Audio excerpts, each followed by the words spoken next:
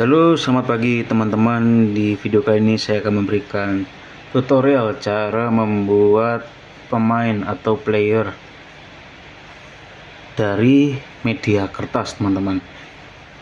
Ini dimainkan oleh anak-anak di tahun 2000-an dan saya masih ingat cara membuatnya. Di sini sudah ada kertas ya yang saya siapkan. Langsung saja kita tekuk seperti ini, tekuk, kemudian tekuk lagi, tekuk lagi, tekuk lagi. Nah, seperti ini teman-teman. Sudah jadi. Biasanya akan seperti ini cara mainnya. Bagaimana?